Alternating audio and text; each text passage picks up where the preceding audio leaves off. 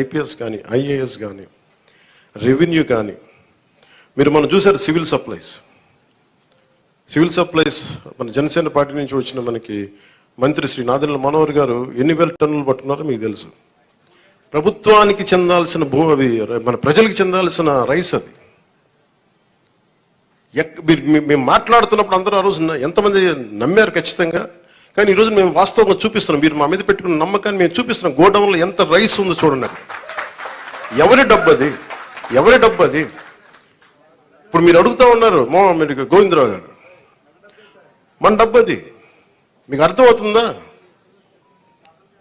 మీరు ఎవరు వ్యక్తులు నాకు అనవసరం. నాకు అది మీకు డబ్బు సంపద పెరిగితే మనం డబ్బులు ఇవ్వగలం. సంపద లేకుండా కూర్చోబెట్టి ఇండివిజువల్స్ రిచ్ అయిపోతున్నారు. ఇక్కడ వ్యవస్థల్ని చంపేస్తున్నారు, వ్యక్తులు పెరుగుతూ ఉన్నారు. వ్యవస్థలు పెరిగి డబ్బు ఉంటే తప్ప మీరన్నగా 40 కాదు 1,00,000 మందిలో డబ్బు ఇవ్వగలం. మేము దానికోసం పనిచేస్తున్నాం. కొంత మీరు పెద్ద మనసుతోటి మాకు మీ ఆశీర్వాదం కావాలి. పని చేయడానికి సిద్ధంగా ఉంది. మనస్ఫూర్తిగా చెప్తున్నాను, దాటేయడానికి చెప్పట్లా. కానీ ఇంత అడ్డగోలుగా అవినీతి ఉందండి. ఇంత అడ్డగోలు అవినీతి ఉంది. ఒక్కొక్క చోట వెరైటీస్ మైన్స్ లేవు. ఆల్మోస్ట్ నీళ్ళు ఖాళీ చేశారు. కడప లాంటి చోట్ల మైనింగ్ కానీ, ఇసుక కానీ ఇప్పుడు తవ్వాలి. ఒక్కొక్కటి ఎన్ని బయటపడతాయో తెలీదు. గత ప్రభుత్వం నేను చెప్పాను మీకు, ఇది విండిక్టివ్ గవర్నమెంట్ కాదు, ఇది కరెక్షన్ గవర్నమెంట్. ఇది తప్పులు ఎవరు చేసినా కరెక్షన్ చేస్తాను తప్ప కూర్చోబెట్టి సాధించడానికి మేము లేవు. అందుకే మీరు చూస్తే మేము ఎక్కడ కూడా కూర్చోబెట్టి వాళ్ళు ఎన్ని మాట్లాడుతున్నా వ్యక్తిగతంగా ఎందుకు మాట్లాడమంటే వీఆర్ ప్రో పీపుల్, ప్రజల కోసమే పనిచేసే ప్రభుత్వం ఇది.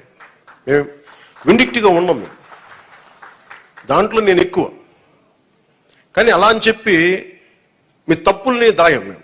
ఇప్పుడు మీరు రైస్ దాచేశారు, మీరు అక్కడ మీ గోడౌన్లో, దాన్ని బయటికి తీస్తాం. దానికి సంబంధించిన వ్యక్తులు మీరు తప్పు చేస్తే దాన్ని భరించండి. మరి దాంట్లో మేము దెర్ ఇస్ నో కాంప్రమైజ్. ముఖ్యంగా ప్రతి చోట్ల కీలకమైంది కనీస రక్షిత మంచినీరు, కనీస సౌకర్యాలు, రోడ్లు కానీ, మౌలిక వసతులు కానీ ఇవన్నీ బాగుండాలి. దానికోసం ముందస్తుగా వెళ్తున్నాం. కేబినెట్ మీటింగ్లో మాట్లాడుతుంది ఏంటంటే రోడ్లు వేయాలి. ఫస్ట్ రోడ్లు వేయాలంటే డబ్బులు ఎక్కడ ఉన్నాయి, డబ్బులు ఎక్కడి నుంచి తీయాలి? ఈ ప్రతి కనిపించిన ప్రతి చోట తీసేసుకున్న డబ్బులు. మీకు ఎట్లా ఉంటుంది? మీరు ఒక్కొక్క స్లైడ్ చూపిస్తా ఉంటే డబ్బులు వరుసగా ఉంటాయి.